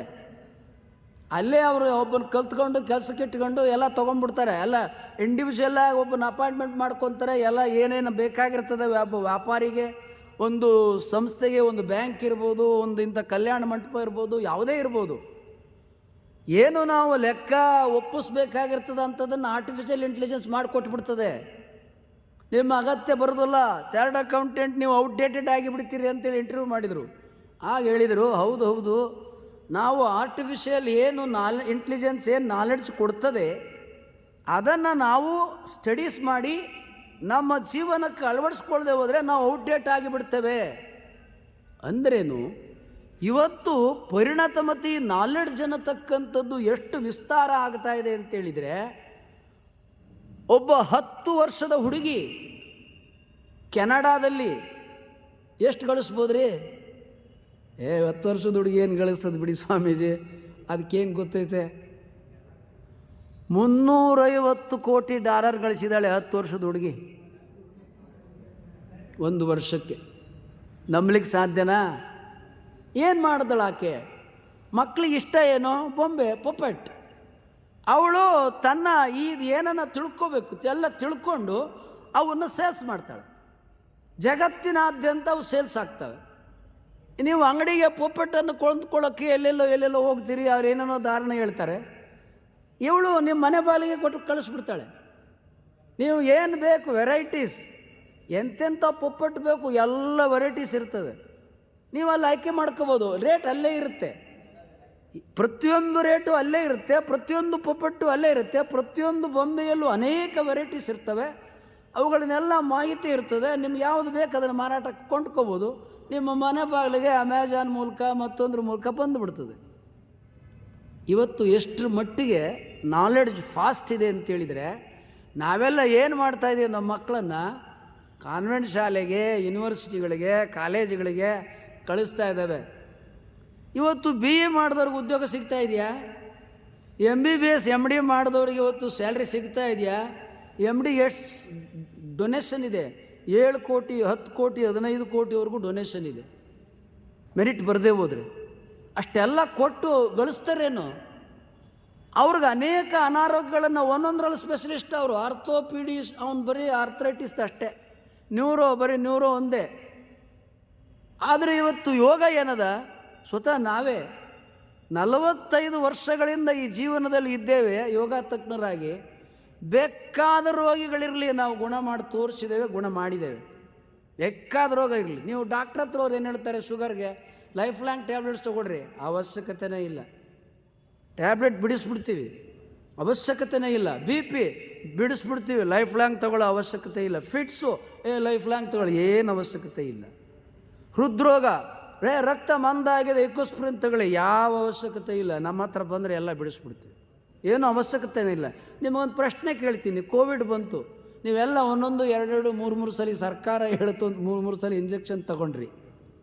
ಕೋವಿಡನ್ನು ಆ ಇಂಜೆಕ್ಷನ್ ವಾಸಿ ಮಾಡುತ್ತಾ? ಕೋವಿಡನ್ನು ವಾಸಿ ಮಾಡ್ತಕ್ಕಂಥದ್ದು ಏನಾದರೂ ಯಾರು ಕಂಡುಹಿಡ್ದಿದ್ದಾರಾ? ಏನೂ ಇಲ್ಲ, ಬರೀ ಒಂದು ಪ್ರೊಟೆಕ್ಷನ್ ಅಷ್ಟೇ. ಆದರೆ ಅಂಥ ಕೋವಿಡನ್ನು ಕೂಡ ನಾವು ಬಿಜಾಪುರದಲ್ಲಿದ್ದಾಗ 5 ಮಂದಿ ವಾಸಿ ಮಾಡಿದ್ದಾವೆ, ನಾವು ಯಾವ ಇಂಜೆಕ್ಷನ್ನು ತಗೊಳ್ಳಿಲ್ಲ. ಅವರೇನು ಪ್ರಿಸ್ಕ್ರೈಬ್ ಮಾಡಿದಲ್ಲ ಸರ್ಕಾರ ಕಂಪಲ್ಸರಿಯಾಗಿ 1, 2, 3 ಇಂಜೆಕ್ಷನ್ 3 ಟೈಮ್ಸ್ ತೊಗೋಬೇಕು ಅಂತ, ಯಾವ ವೇಳೆಯಲ್ಲೂ ನಾವು ತಗೊಳ್ಳೇ ಇಲ್ಲ. ಮತ್ತು ನಮಗೆ ಕೋವಿಡ್ ಬರೋದೇ ಇಲ್ಲ. ಕೋವಿಡ್ ಯಾರಿಗೆ ಬರ್ತದೆ? ಈಗ ಸೊಳ್ಳೆ ಕಚ್ಚಿದ್ರೆ ಈಗ ಡೆಂಗು ಸುದ್ದಿ ಆಗ್ತಾಯಿದೆ. ಡೆಂಗು, ಚಿಕುನ್ ಜ್ವರ, ಮಲೇರಿಯಾ, ಫ್ಲೂ ಇವೆಲ್ಲ ಯಾರಿಗೆ ಬರ್ತದೆ? ಯಾರಲ್ಲಿ ಇಮ್ಯುನಿಟಿ, ರೋಗ ನಿರೋಧಕ ಶಕ್ತಿ ಯಾರಲ್ಲಿ ಕಡಿಮೆ ಇರ್ತದೆ ಅವ್ರಿಗೆ ಬರ್ತದೆ. ರೋಗ ನಿರೋಧಕ ಶಕ್ತಿ ಸ್ಟ್ಯಾಮಿನಾ ಯಾರಿಗಿರ್ತದೆ ಅವ್ರಿಗೆ ಬರೋದೇ ಅಲ್ಲ. ಇದು ಯೋಗ ವಿತ್ 10 ಸ್ಟೆಪ್ಸ್. ನಾವು ಯೋಗ ಮತ್ತು 10 ಪದ್ಧತಿಯ ಮೂಲಕ ನಾವೇ ಅನ್ವೇಷಣೆ ಮಾಡಿ ಯಾವ ಅನಾರೋಗ್ಯವನ್ನು ಕೂಡ ಗುಣ ಮಾಡಿಕೊಳ್ಳಬಹುದು, ಯಾವುದೇ ಔಷಧಿ ಇಲ್ಲದೆ ಎಂಬುದಾಗಿ ಹೇಳಿದರೆ, ಆ ಯೋಗ ಧ್ಯಾನದ ಮೂಲಕ ಪಡೆದುಕೊಳ್ಳಬಹುದಾದಂಥ ಜ್ಞಾನದ ವಿಸ್ತಾರವನ್ನು ನಾವು ಪಡೆದುಕೊಳ್ಳಬಹುದು ಎಂಬುದನ್ನು ಯೋಗ ಮತ್ತು 10 ಪದ್ಧತಿಯ ಮೂಲಕ ನಾವು ಅದನ್ನು ಅನ್ವೇಷಣೆ ಮಾಡಿದ್ದೇವೆ. ಹಾಗೆ ನಾಲೆಡ್ಜ್ ಅನ್ನತಕ್ಕಂಥದ್ದೇನಿದೆಯಲ್ಲ, ಇದಕ್ಕೆ ಒಂದು ಆದಿ ಅಂತ್ಯ ಇಲ್ಲ, ನೈದರ್ ಎಂಡಿಂಗ್ ನಾರ್ ಬಿಗಿನಿಂಗ್. ಇದು ನಾವೇನು ತಿಳ್ಕೊಂಡಿದ್ದೇವೆ, ಜ್ಞಾನ ಸಮುದ್ರದಲ್ಲಿ ಮರಳಿರ್ತದಲ್ಲ, ಆ ಮರಳಿನಲ್ಲಿ ಮರಳು ಕಣಗಳಿರ್ತಾವಲ್ಲ ಸಮುದ್ರದ ದಂಡೆಯಲ್ಲಿ, ಒಂದು ಕಣದಷ್ಟು ನಾವು ತಿಳ್ಕೊಂಡಿಲ್ಲ. ಸಮುದ್ರ ದಂಡೆಯಲ್ಲಿ ಇರತಕ್ಕಂಥ ಮರಳು ರಾಶಿ ಏನಿದೆ, ಆ ಮರಳು ರಾಶಿನಲ್ಲಿ ಒಂದು ಮರಳಿನ ಕಣವನ್ನು ತೆಗೆದುಕೊಂಡರೂ ಕೂಡ ಅಷ್ಟು ಜ್ಞಾನ ನಮಗಿಲ್ಲ. ಆದರೆ ಅಷ್ಟು ಜ್ಞಾನವೇ ನಮ್ಮ ಬದುಕಿಗೆ ಬೇಕಾದಷ್ಟು. ಹಾಗೆ ಅಲ್ಲಮ ಪ್ರಭುದೇವರು ವಚನದಲ್ಲಿ ಹೇಳ್ತಾ ಇದ್ದಾರೆ, ಕ್ರಯ ವಿಕ್ರಯವ ಮಾಡಿ ಮನೆಯ ಸಂಚ ನಡೆಯದನ್ನಕ್ಕರ, ಆ ಕ್ರಯ ವಿಕ್ರಯದ ಘೋರವೇತ ಕಯ್ಯ. ಅನೇಕ ಸಾಫ್ಟ್ವೇರ್ ಇಂಜಿನಿಯರ್ಸು ನಮ್ಮನ್ನು ಕ್ಯಾಸ್ಟಿಂದ ತೆಗೆದುಬಿಟ್ರು, ಡಿಪ್ರೆಷನ್ಗೆ ಖಿನ್ನತೆಗೆ ಒಳಗಾಗಿ ನಮ್ಮಲ್ಲಿಗೆ ಬಂದರು. ಭಾಳ ಜನ ಬಂದಿದ್ದರು. ಅವ್ರ ಖಿನ್ನತೆಯನ್ನು, ಡಿಪ್ರೆಷನ್ನ ಸಂಪೂರ್ಣ ಗುಣ ಮಾಡಿಕೊಟ್ಟು ಸ್ವತಂತ್ರವಾಗಿ ನಿನ್ನ ಇರ್ತಕ್ಕಂಥ ನಾಲೆಡ್ಜಿಂದ ನೀನು ಕೂಡ ಲಕ್ಷ ಗಳಿಸ್ಬೋದು.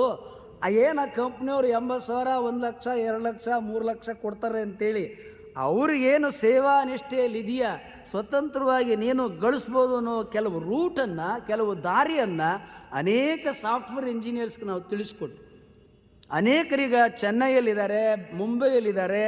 ನಮ್ಮಲ್ಲಿ ಆ ನಾಲೆಡ್ಜನ್ನು, ಖಿನ್ನತೆಯನ್ನು ದೂರ ಮಾಡಿಕೊಂಡು ಸ್ವತಂತ್ರವಾಗಿ ಅವರು ಆ ತಮಗಿರೋ ನಾಲೆಡ್ಜಲ್ಲಿ ಗಳಿಸ್ತಕ್ಕಂಥದ್ದನ್ನು, ಯಾಕೆಂದ್ರೆ ಅವ್ರಲ್ಲಿ ಸಾಕಷ್ಟು ನಾಲೆಡ್ಜ್ ಇದೆ, ಆ ನಾಲೆಡ್ಜನ್ನು ಅವ್ರು ಸದುಪಯೋಗ ಮಾಡಿಕೊಂಡ್ರೆ ಬೇಕಾದಷ್ಟು ಗಳಿಸ್ಬೋದು. ಯಾಕೆ ಇವತ್ತು ನಮಗೆ ಬಂದಿದೆ ಸಾಫ್ಟ್ವೇರ್. ಈ ಸಾಫ್ಟ್ವೇರ್ ಏನಿದೆಯಲ್ಲ, ಪ್ರಪಂಚದ ಜ್ಞಾನವೆಲ್ಲವನ್ನು ನಮ್ಗೆ ಮೊಬೈಲಲ್ಲಿ ಕೈಗೆ ತಂದು ಕೊಡ್ತದೆ. ನಮಗೆ ನೋಡೋಕ್ಕೆ ಗೊತ್ತಿರಬೇಕು, ತಿಳ್ಕೊಳ್ಳೋಕ್ಕೆ ಗೊತ್ತಿರಬೇಕು, ಅದನ್ನು ಸ್ಟಡಿ ಮಾಡೋದು ಗೊತ್ತಿರಬೇಕು. ಹೀಗೆ ಅಲ್ಲಮ ಪ್ರಭುದೇವರು ಶಾಖೆಗಳು ಹಲವು ಬಗೆಯಲ್ಲಿ, ಹಲವು ವಿಧದಲ್ಲಿ, ಹಲವು ರೀತಿಯಲ್ಲಿ, ಅಸಂಖ್ಯವಾದ ರೀತಿಯಲ್ಲಿ ಇದೆ. ಅದನ್ನು ನೀವು ಪಡೆದುಕೊಳ್ಳಿರಿ ಎನ್ನುವುದನ್ನು 12ನೇ ಶತಮಾನದಲ್ಲಿಯೇ ಒಬ್ಬ ರಾಜನಾಗಿ ತನ್ನ ಪ್ರಜೆಗಳಿಗೆ ಆಡಳಿಕೆಯನ್ನು ಮಾಡ್ತಾ ಇರ್ತಕ್ಕಂಥ ಸಂದರ್ಭದಲ್ಲಿ ಅವರು ಕೊಡ್ತಾ ಇದ್ದಾರೆ. ಸ್ವಾಮೀಜಿಯವರೇ, ನಾವು ಇದುವರೆಗೆ ಅಲ್ಲಮ ಪ್ರಭುದೇವರು ಮಹಾರಾಜರಾಗಿದ್ದರು ಅಂತ ಎಲ್ಲೂ ಕೇಳಿಲ್ಲ ಸ್ವಾಮೀಜಿ. ಕೇಳಿಲ್ಲ ಏನು? ಹರಿಹರನ್ನೇ ಬರೆದಿದ್ದಾನೆ ನಾಗವಾಸಕ್ಕಧಿಪತಿ ಅಂತ. ಹರಿಹರನ ಪ್ರಭುದೇವರ ರಗಳೆಯಲ್ಲಿ ಒಬ್ಬ ರಾಜನ ಮಗ ಅಂತ ಹರಿಹರನ ಪ್ರಭುದೇವರ ರಗಳೆಯಲ್ಲಿ ಇದೆ. ಚಾಮರಸ ಬರೆದಿದ್ದಾನೆ, ಚಾಮರಸನ ಪ್ರಭುಲಿಂಗ್ಲೆಯಲ್ಲಿ ಅವನೊಬ್ಬ ರಾಜನ ಮಗ ಅಂತಲೇ ಬರೆದಿದ್ದಾನೆ. ಅಲ್ಲಮ ಪ್ರಭುದೇವ್ರನ್ನ ಬೇರೆ ಏನೂ ಬರೆದಿಲ್ಲ. ಆದರೆ ಅದಕ್ಕೆ ನಾನು ಶಾಸನವನ್ನು ಕೊಟ್ಟು ನಿಮ್ಮ ಮುಂದೆ ಇಡ್ತೇನೆ.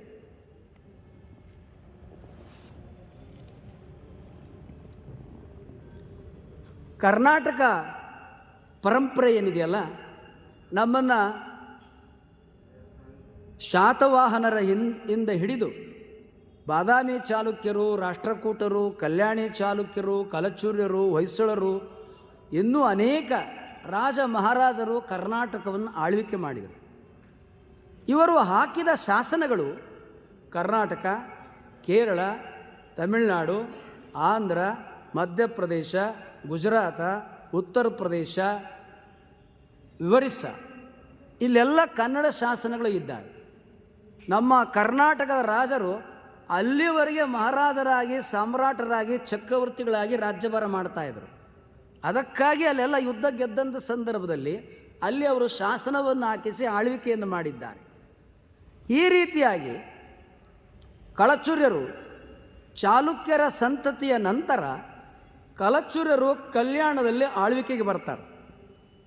ಈ ಚಾಲುಕ್ಯ ಸಂತತಿಯಲ್ಲಿ ಬಂದಂಥ ಕಳಚೂರ್ಯರು ಬಿಜ್ಜಳ ಚಕ್ರವರ್ತಿ ಚಾಲುಕ್ಯ ವಿಕ್ರಮಾದಿತ್ಯನ ಮಗಳ ಮಗ. ಬಿಜ್ಜಳ ಚಕ್ರವರ್ತಿ ಬೇರೆ ಯಾರೂ ಅಲ್ಲ.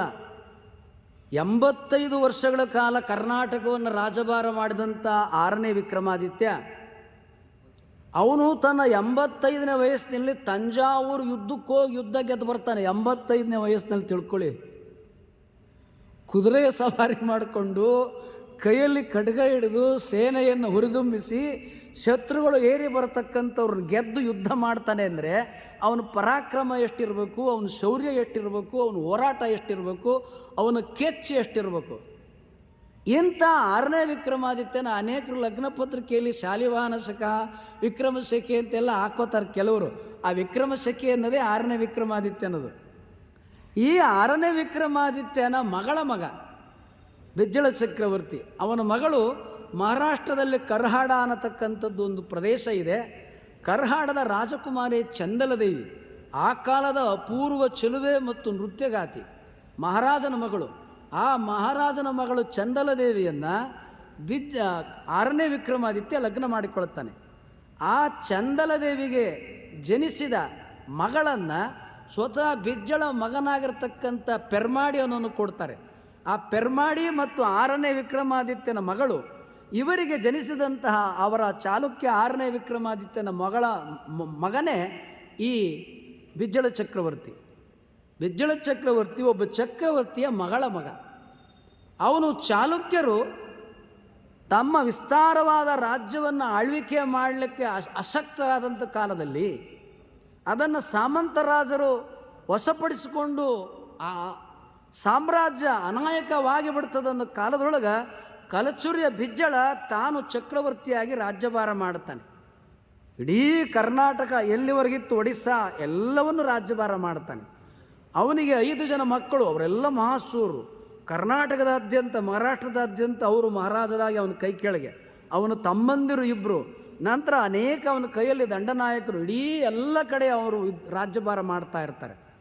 ಆ ಕಲಚೂರ್ಯರ ಚಾಲುಕ್ಯರ ಸಂಬಂಧಿ ಅಲ್ಲಮ ಪ್ರಭುದೇವ. ಇವ್ರದ್ದು ಸಿಂಧವಂಶ ಎಂಬುದಾಗಿ ಹೇಳಿದರೆ ಇವತ್ತು ವಿಜಾಪುರ ಜಿಲ್ಲೆಯಲ್ಲಿ ಸಿಂದಗಿ ಅಂತ ಒಂದು ತಾಲೂಕು ಪ್ರದೇಶ ಇದೆ. ಆ ಸಿಂದಗಿಯನ್ನು ಹೆಸರು ಯಾರಿಂದ ಬಂತಪ್ಪ ಅಂತೇಳಿದರೆ ಸಿಂಧವಂಶದ ರಾಜರಿಂದ ಬಂತು. ಅಲ್ಲಿ ಇವರು ಮೊದಲು ರಾಜ್ಯಭಾರ ಮಾಡ್ತಿರ್ತಾರೆ. ಆ ನಂತರ ಬನವಾಸಿ ಮತ್ತು ಬಳ್ಳಿಗಾವೆ ಅಲ್ಲಮ ಪ್ರಭುದೇವರು ಎಲ್ಲಿ ಜನಿಸಿದರೋ ಆ ಬಳ್ಳಿಗಾವೆಗೆ ಬರ್ತಾರೆ. ಹಾನಂಗಲ್ಲು, ಬನವಾಸಿ, ಬಳ್ಳಿಗಾವೆಯಲ್ಲಿ ಬಂದು ರಾಜ್ಯಭಾರ ಮಾಡ್ತಾರೆ. ಸಿಂದಗಿಗೆ ಬರುವುದಕ್ಕೆ ಮುಂಚೆ ಮಹಾರಾಷ್ಟ್ರದ ಕರ್ಹಾಡ ಅಲ್ಲಿ ರಾಜ್ಯಭಾರ ಮಾಡ್ತಿರ್ತಾರೆ. ಕರ್ಹಾಡದ ರಾಜಕುಮಾರಿ ಚಂದಲದೇವಿಯನ್ನು ಯಾವ ವಿಕ್ರಮಾದಿತ್ಯ ಲಗ್ನ ಮಾಡಿಕೊಂಡನೋ ಅಲ್ಲಿ ಇವರು ಆಳ್ವಿಕೆಯ ಕೆಳಹಂತದಲ್ಲಿ ರಾಜರಾಗಿ ಮಾಡ್ತಿರ್ತಾರೆ. ಈ ಅಲ್ಲಮ ಪ್ರಭುದೇವ 6ನೇ ವಿಕ್ರಮಾದಿತ್ಯನಿಗೂ ಸಂಬಂಧಿಕರು, ಬಿಜ್ಜಳ ಚಕ್ರವರ್ತಿಗೂ ಸಂಬಂಧಿಕರು. ಯಾಕೆ ಎಂಬುದಾಗಿ ಹೇಳಿದರೆ ಅವರ ಶಾಸನದಲ್ಲಿ ಆ ಎಲ್ಲ ವಿವರಗಳು ಬರ್ತವೆ. ಆ ಶಾಸನ ಅವರು ಯುದ್ಧ ಮಾಡ್ತಾ ಇದ್ರಲ್ಲ, ಆ ಯುದ್ಧ ಮಾಡ್ತಾ ಇದ್ದಂಥ ಒಂದು ವಿವರವನ್ನು ಶಾಸನ ತುಂಬ ವಿಸ್ತಾರವಾಗಿದೆ. ಆ ವಿಸ್ತಾರವಾದ ಒಂದು ಪದ್ಯವನ್ನು ಅವರು ಹೇಗೆ ಯುದ್ಧ ಮಾಡಿದರು, ಅವರು ತಮ್ಮ 23ನೇ ವಯಸ್ಸಿನಲ್ಲಿ ಎಷ್ಟು ದಕ್ಷತೆಯಿಂದ ಯುದ್ಧವನ್ನು ಮಾಡಿದರು ಅನ್ನೋದನ್ನು ಆ ಶಾಸನ ವಿವರಿಸ್ತದೆ. ಆ ಶಾಸನ ಪದ್ಯ ಕವಿ ಪಂಪ ಬರೆದಿದ್ದಾನಲ್ಲ ಹಳೆಗನ್ನಡದೊಳಗೆ, ಅಂಥ ಹಳೆಗನ್ನಡದಲ್ಲಿ ಇದೆ. ಆ ವೃತ್ತವನ್ನು ನಿಮ್ಮ ಮುಂದೆ ಇಡ್ತೇನೆ.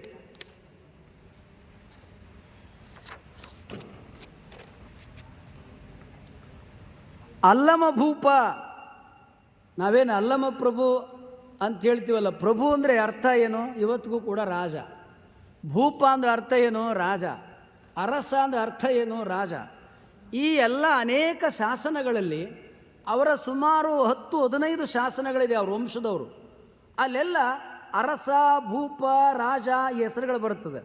ಮತ್ತು ಈ ಅಲ್ಲಮ ಅಂತ ಹೆಸರು ಯಾಕೆ ಇಟ್ಟರು? ಅದು ಕವಿಗಳು ಏನೇನೋ ಹೇಳ್ತಾರೆ. ನಾನು ಅದನ್ನು ವಾಸ್ತವವಾಗಿ ಪ್ರಾದೇಶಿಕ ಅನುಗುಣವಾಗಿ ಇಡ್ತೇನೆ. ಮೊದಲು ಅಲ್ಲಮ ಪ್ರಭುದೇವರ ವೃತ್ತವನ್ನು ನಿಮ್ಮ ಮುಂದೆ ಇಡ್ತೇನೆ.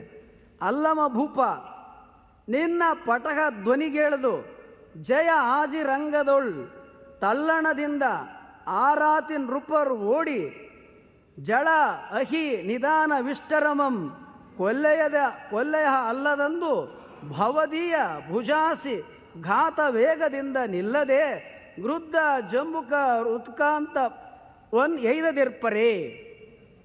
ಏನು ಹೇಳ್ತಾ ಇದ್ದಾನೆ ಒಬ್ಬ ಶಾಸನವನ್ನು ಬರೆದಂಥ ಒಬ್ಬ ಕವಿ ಈ ಪದ್ಯದಲ್ಲಿ ಎಂಬುದಾಗಿ ಹೇಳಿದರೆ, ಅಲ್ಲಮ ರಾಜ ರಥವೇರಿ ಯುದ್ಧಕ್ಕೆ ಬಂದರೆ ಎದುರು ಯುದ್ಧ ಮಾಡಲಿಕ್ಕೆ ಬರ್ತಕ್ಕಂಥ ಶತ್ರುಗಳೇನಿದಾರಲ್ಲ, ಇವನು ನಮ್ಮನ್ನೆಲ್ಲ ಕೊಂದಾಕಿಬಿಡ್ತಾನೆ.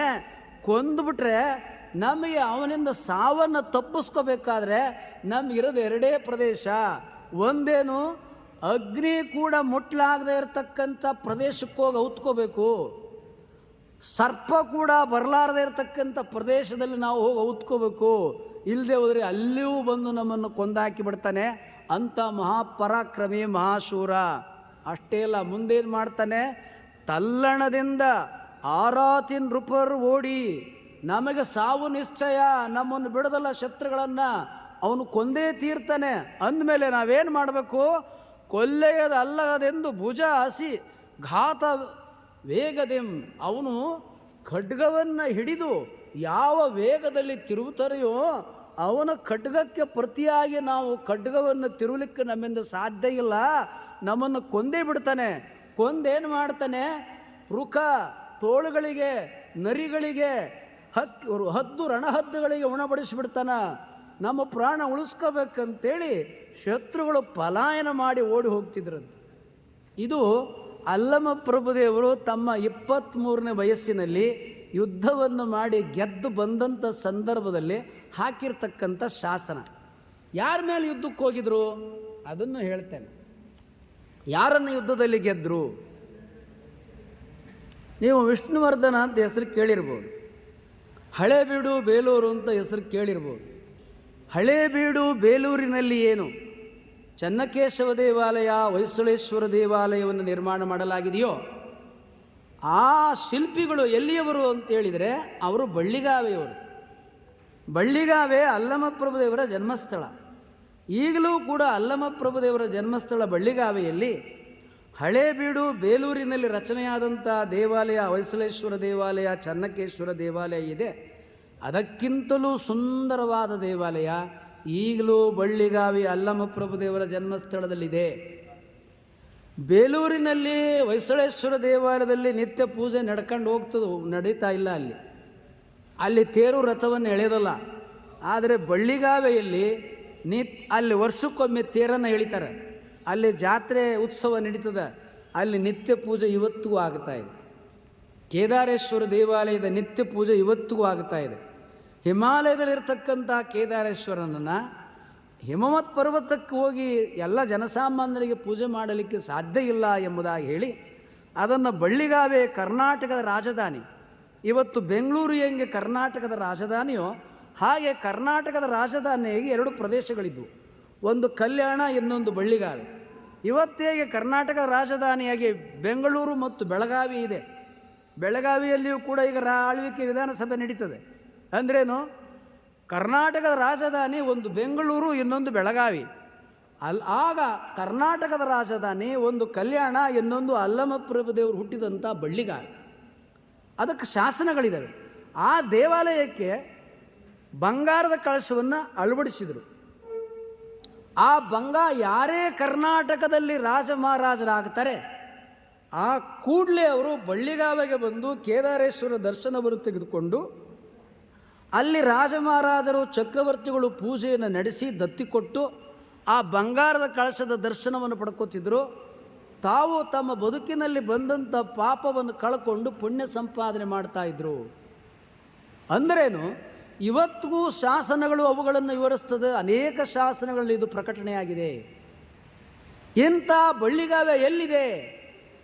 ಯಾವ ಯಡಿಯೂರಪ್ಪನವರು ಶಿಕಾರಿಪುರ ಕ್ಷೇತ್ರದಿಂದ ಗೆದ್ದು ಬರ್ತಾರೋ ಅದೇ ಶಿಕಾರಿಪುರ ಕ್ಷೇತ್ರದಲ್ಲಿದೆ. ಆದರೆ ಇದರ ಬಗ್ಗೆ ಯಡಿಯೂರಪ್ಪನವ್ರಿಗೂ ಗೊತ್ತಿಲ್ಲ, ಅವ್ರ ಮಕ್ಕಳಿಗೂ ಗೊತ್ತಿಲ್ಲ. ದೊಡ್ಡ ದೇವಾಲಯ, ಭಾಳ ಸುಂದರವಾದ ದೇವಾಲಯ ಇದೆ, ದೊಡ್ಡ ಇತಿಹಾಸ ಇದೆ. ಆ ಕಾಲದ ರಾಜ ಮಹಾರಾಜರು ಚಕ್ರವರ್ತಿಗಳೆಲ್ಲ ಮೊದಲು ಬಂದು ಪೂಜೆ ಮಾಡ್ತಿದ್ದೇ ಅಲ್ಲಿ, ಮೊದಲು ಗುರುವಿನ ದರ್ಶನ ತಗೋತಿದ್ದದ್ದೇ ಅಲ್ಲಿ. ಆದರೆ ಆ ಕ್ಷೇತ್ರದಲ್ಲೇ ಇರತಕ್ಕಂಥವ್ರು ಅದು ಗೊತ್ತಿಲ್ಲ. ಅವರು ಅದನ್ನೇನು ಅಭಿವೃದ್ಧಿ ಮಾಡೋ ಕೆಲಸವನ್ನು ಅವರೇನು ಮಾಡಿಲ್ಲ ಬಳ್ಳಿಗಾವೆಯಲ್ಲಿ.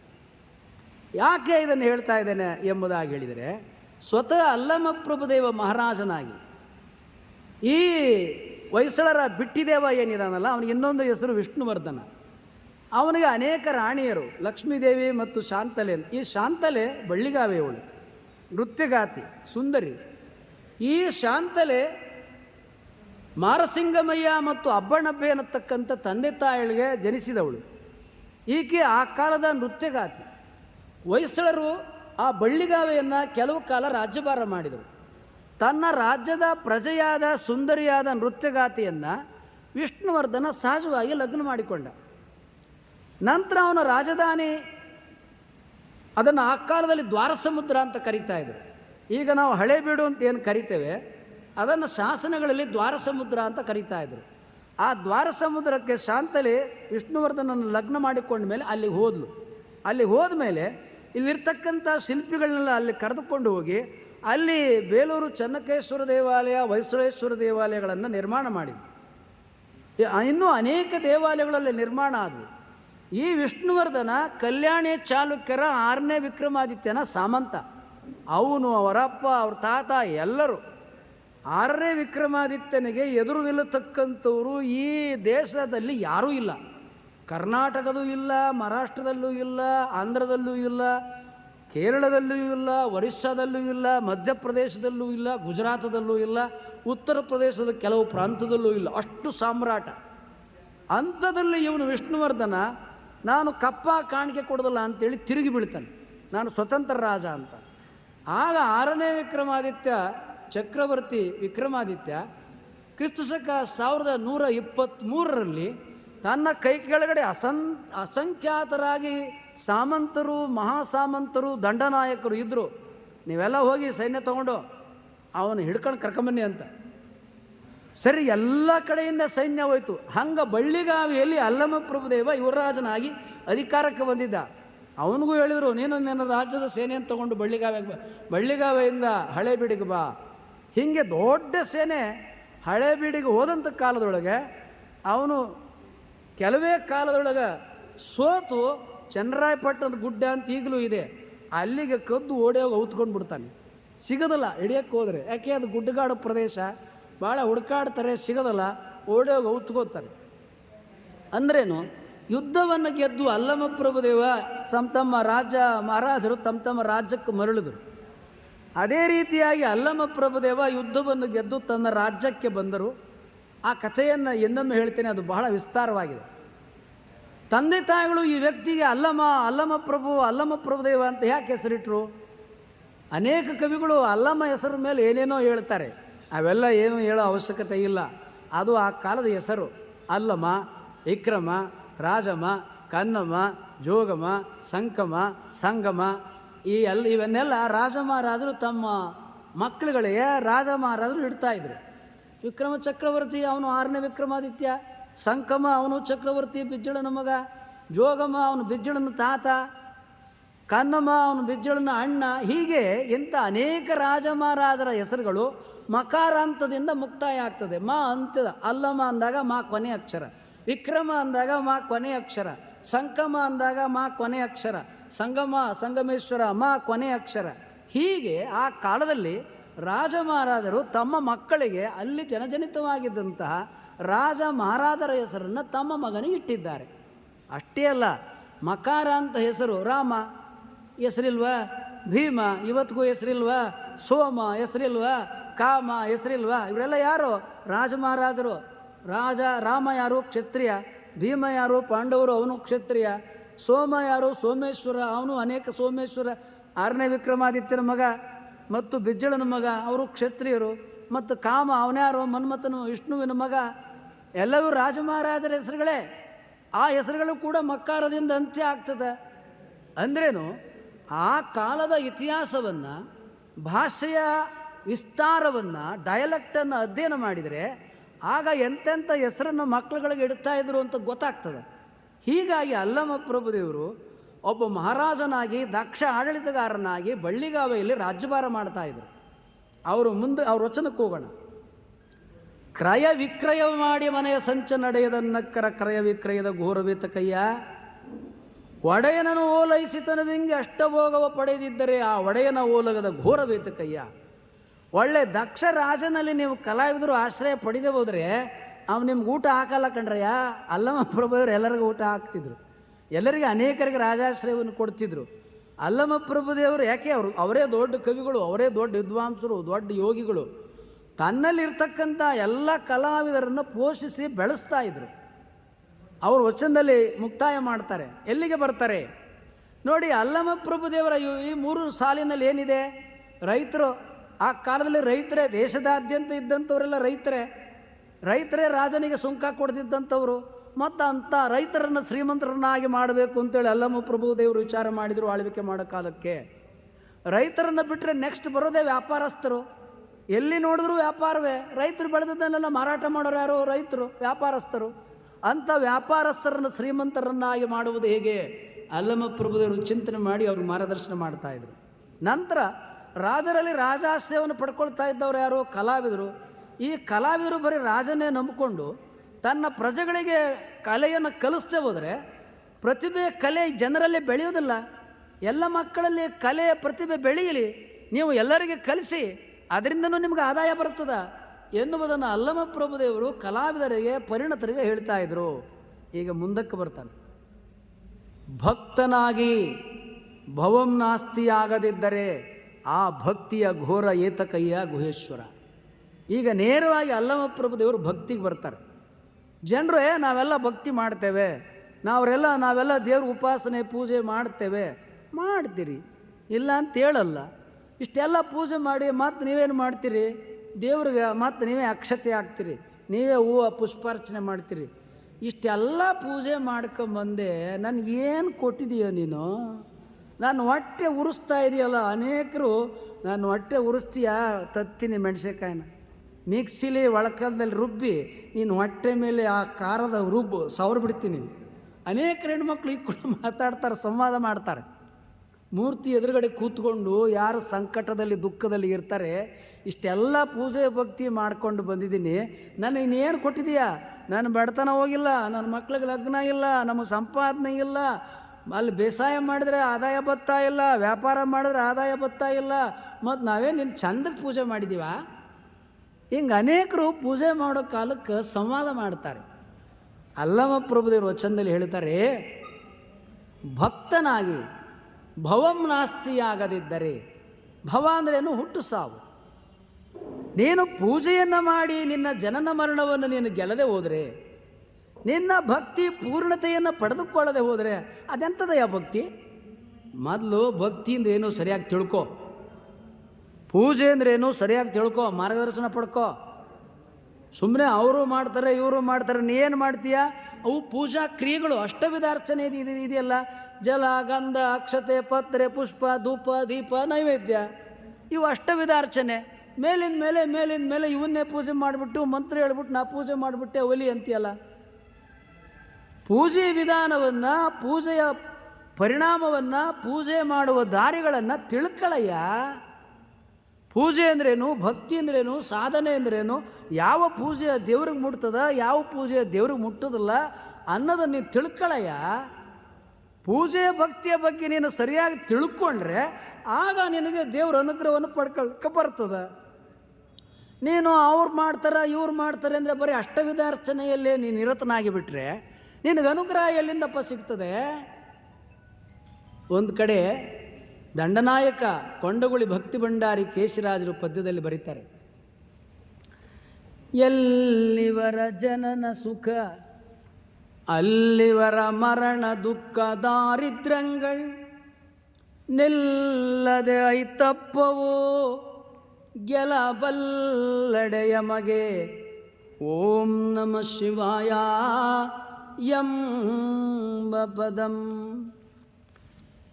ಎಲ್ಲಿವರ ಜನನ ಮರಣ ದುಃಖ ದಾರಿದ್ರ್ಯங்கள் ನಿಲ್ಲದೆ ಐತಪ್ಪವು ಗೆಲಬಲ್ಲಡೆಯ ಮಗೆ ಓಂ ನಮ ಶಿವಾಯ ಎಂಬ ಪದಂ. ಅಯ್ಯ ಮನುಷ್ಯನೇ, ಎಲ್ಲಿಯವರೆಗೆ ನಿನಗೆ ಜನನ ಮರಣ ಹುಟ್ಟು ಸಾವುಗಳು ಇರ್ತವೋ ಅಲ್ಲಿಯವರೆಗೆ ದುಃಖ, ಬಡತನ, ಕಷ್ಟ, ಸುಖ, ಶ್ರೀಮಂತಿಕೆ, ಬಡತನ ಇದ್ದೇ ಇರ್ತವೆ.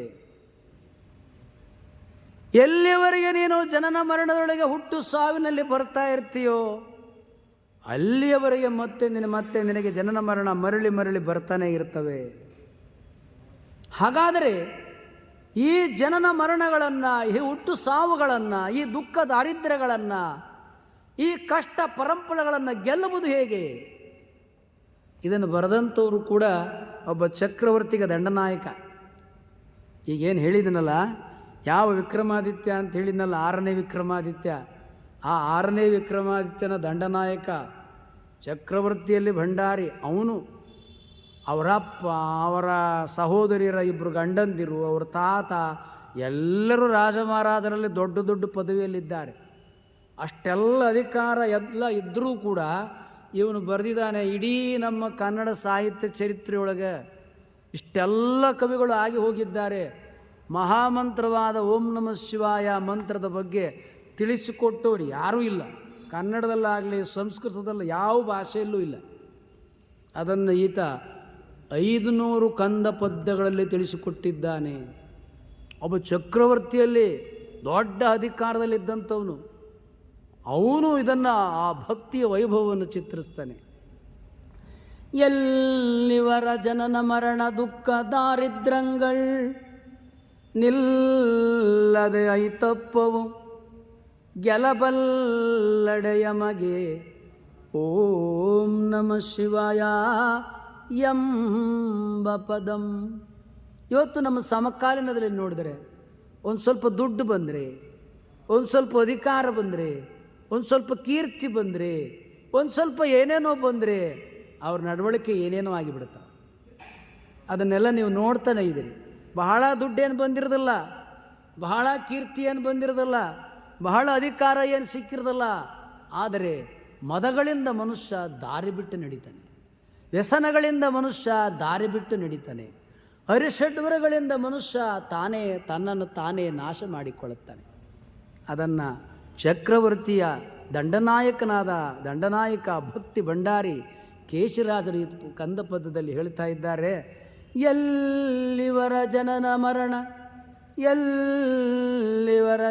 ಮರಣ ದುಃಖ ದಾರಿದ್ರ್ಯங்கள் ನಿಲ್ಲದೆ ಐತಪ್ಪವು ಯಮಗೆ ಗೆಲಬಲ್ಲಡೆ ಓಂ ನಮ ಶಿವಾಯ ಎಂಬ ಪದಂ. ಅಯ್ಯ ಮನುಷ್ಯನೇ, ಈ ಜನನ ಮರಣಗಳನ್ನು, ಈ ಹುಟ್ಟು ಸಾವುಗಳನ್ನು, ಈ ದುಃಖ ದಾರಿದ್ರ್ಯಗಳನ್ನು, ಈ ಕಷ್ಟ ಪರಂಪರೆಗಳನ್ನು ನೀನು ಗೆಲ್ಲಬೇಕಾದರೆ ಮಹಾಮಂತ್ರವನ್ನು ಜಪಿಸು. ಮಹಾಮಂತ್ರದ ವೈಭವವನ್ನು ಆತ 500 ಕಂದ ಪದ್ಯಗಳಲ್ಲಿ ತಿಳಿಸ್ತಾ ಇದ್ದಾನೆ. ಆಹಾ, ಏನ ಆನಂದ! ಅವನು ಓದುವುದೇ ಒಂದು ಆನಂದ, ಅದನ್ನು ವಿವರಿಸಿ ಹೇಳುವುದೇ ಇನ್ನೊಂದು ಆನಂದ, ಅದನ್ನು ಮನನ ಮಾಡಿ ಅನುಭವಿಸುವುದೇ ಮತ್ತೊಂದು ಆನಂದ. ನಮ್ಮ ಬದುಕಿನಲ್ಲಿ ಇರುವ ದುಃಖಗಳು ಈ ಆನಂದವನ್ನು ಅನುಭವಿಸಿದರೆ ಎಣೆಯಿಲ್ಲದ ಅಪರಿಮಿತ ಆನಂದ ನಮ್ಮ ಜೀವನವನ್ನು ವ್ಯಾಪಿಸಿಕೊಳ್ಳುತ್ತದೆ. ಅಂಥ ಅಪಾರವಾದ ಭಕ್ತಿ ಪರಮಾನಂದವನ್ನು ಅವರು ಒಂದೊಂದು ಕಂದ ಪದ್ಯದಲ್ಲಿ ವಿವರಿಸಿ ಹೇಳುತ್ತಾ ಇದ್ದಾರೆ. ಈ ಕಂದ ಪದ್ಯಗಳನ್ನು ಮನನ ಮಾಡಿದಂಥ ಅಲ್ಲಮ ಪ್ರಭುದೇವರು ಹೇಳುತ್ತಾರೆ, ಭಕ್ತನಾಗಿ ಭವಂ ನಾಸ್ತಿಯಾಗದಿದ್ದರೆ ಆ ಭಕ್ತಿಯ ಘೋರವೀತಕಯ್ಯ. ಅಯ್ಯ ಮನುಷ್ಯನೇ, ನೀನು ಭಕ್ತಿ ಮಾಡ್ತೀನಿ ಅಂತೀಯ, ಗುರುವಿನಿಂದ ದೀಕ್ಷೆಯನ್ನು ಪಡ್ಕೊಂಡು ಶಿಷ್ಯನಾಗಿದ್ದೀನಿ ಅಂತೀಯ, ಆದರೆ ನೀನು ಇನ್ನೂ ಜನನ ಮರಣ ಹುಟ್ಟು ಸಾವುಗಳಲ್ಲಿ ಮತ್ತೆ ಮತ್ತೆ ಬರ್ತಾ ಇದೆಯಾ, ಕಷ್ಟ ದುಃಖಗಳಲ್ಲೇ ಸಿಕ್ಕಿಕೊಂಡು ಬಿಟ್ಟಿದ್ದೆ ಎಂಬುದಾಗಿ ನೀನು ಅರಳೋದಾದರೆ ಅದೆಂಥದಯ್ಯ ಭಕ್ತಿ? ನೀನು ಅದೇನು ಭಕ್ತಿ ನೀನು ತಿಳ್ಕೊಂಡಿದೆಯಯ್ಯ? ನೋಡಿ, ಅಲ್ಲಮ ಪ್ರಭುದೇವರು ಒಂದು ಕಡೆಯಿಂದ ತನ್ನ ಪ್ರಜೆಗಳಿಗೆ ಜ್ಞಾನವನ್ನು ಕೊಟ್ಟುಕೊಂಡು ಬಂದರು, ಇನ್ನೊಂದು ಕಡೆ ಆಧ್ಯಾತ್ಮ ಜೀವಿಗಳಿಗೆ, ಭಕ್ತಿವಂತರಿಗೆ, ಸದ್ಭಕ್ತವಂತರಿಗೆ, ಪ್ರತಿ ಮನೆಯಲ್ಲಿರ್ತಕ್ಕಂಥ ಎಲ್ಲರಿಗೆ ಭಕ್ತಿ ಅಂದರೆ ಏನು ಅದನ್ನು ತಿಳ್ಕೊಳ್ರಿ, ಅದನ್ನು ಕಲ್ತ್ಕೊಳ್ರಿ, ನೀವು ಜನನ ಮರಣ ಹುಟ್ಟು ಸಾವುಗಳನ್ನು ಗೆಲ್ಲಿರಿ ಎನ್ನುವುದನ್ನು ಅಲ್ಲಮ ಪ್ರಭುದೇವರು ತಮ್ಮ ವಚನದಲ್ಲಿ ತಿಳಿಸ್ತಾ ಇದ್ದಾರೆ. ಎಂಥ ಅಪೂರ್ವವಾದ ವಿಚಾರಗಳು ಅಲ್ಲಮ ಪ್ರಭುದೇವರು ಈ ವಚನದೊಳಗೆ, ಈ ವಚನದ ಸಂದರ್ಭದಲ್ಲಿ ನಿಮಗೆ ಲಭ್ಯವಾಗಿ ಎಂಬುದಾಗಿ ಹೇಳಿ, ನಾಳೆ ಅಲ್ಲಮ ಪ್ರಭುದೇವರ ಇನ್ನೊಂದು ಯೂನಿವರ್ಸಲ್ ಬ್ರದರ್ಹುಡ್, ಇನ್ನೂ ಅನೇಕ ಎಂಥ ಇಡೀ ಜಗತ್ತಿಗೆ ಬೇಕಾಗಿರ್ತಕ್ಕಂಥ ಉನ್ನತ ತತ್ವಗಳನ್ನು, ಸಿದ್ಧಾಂತಗಳನ್ನು, ಭಕ್ತಿಯ ಆಧಿಕ್ಯವನ್ನು ಅವರು ತಿಳಿಸಿದ್ದಾರೆ. ಅವೆಲ್ಲವನ್ನು ತಾವು ಹೆಚ್ಚಿನ ಸಂಖ್ಯೆಯಲ್ಲಿ ಬಂದು ಪಡ್ಕೊಳ್ಳಿ.